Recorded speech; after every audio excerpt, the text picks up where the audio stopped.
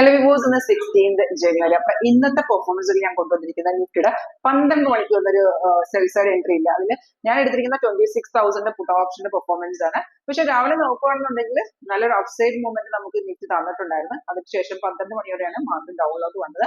അപ്പൊ ഈ 26,000 എന്ന് പറയുമ്പോഴത്തേക്കും അത് ഇൻ ദ മണി ട്രേഡ് ആയിട്ട് ഇൻ ദ മണി ഓപ്ഷൻ ആണ്. അപ്പൊ നമുക്ക് ഈ ഓപ്ഷൻ ട്രേഡിംഗിൽ ഈ സ്ട്രൈക്ക് സെലക്ഷൻ വളരെ ഇമ്പോർട്ടന്റ് ആയിട്ടുള്ള ഫാക്ടർ ആണ്. അപ്പൊ ഈ നമ്മുടെ സോഫ്റ്റ് ഉപയോഗിച്ച് കറക്റ്റ് ആയിട്ടുള്ള പ്രീമിയം സ്ട്രൈക്ക് നമുക്ക് എങ്ങനെ സെലക്ട് ചെയ്യാം? നിങ്ങൾക്ക് ഈ ഒരു സോഫ്റ്റ്വെയർ ലൈവ് ആയിട്ടൊന്ന് പഠിക്കാനോ കാണാനോ താല്പര്യമുണ്ടോ എങ്കിൽ കോൺടാക്ട് ചെയ്തോളൂ. അപ്പൊ ഇന്നത്തെ പെർഫോമൻസ് നമുക്ക് പെട്ടെന്ന് ഓപ്ഷൻ 26,000 വന്ന ട്രേഡ് ആണ്. ബൈ നമുക്ക് വന്നിരിക്കുന്നത് 227.50 ഒരു 12 മണി അറൗണ്ട് ആണ് നമുക്ക് ബൈ വന്നത്. പക്ഷെ ആ ടൈമിൽ അത് കൺഫേം അല്ലായിരുന്നു. ബിക്കോസ് നമുക്ക് താഴത്തെ ബാർ കൺഫർമേഷൻ ഇല്ലായിരുന്നു. റെസിസ്റ്റൻസ് എടുത്തിട്ടുണ്ടെങ്കിൽ നമുക്ക് കയറായിരുന്നു, പ്രൈസ് ഓൺ മാത്രം നോക്കിയിട്ട്. പക്ഷെ ആ ടൈമിൽ റെസിസ്റ്റൻസിനെ എടുത്തിട്ടില്ലായിരുന്നു. പിന്നെ നമുക്കൊരു കൺഫർമേഷൻ വന്ന ലെവലിൽ നിന്ന് ഇവിടുന്നാണ് അവിടുന്നാണ് ആക്ച്വലി മാർക്കറ്റ് കയറാൻ തുടങ്ങിയത്.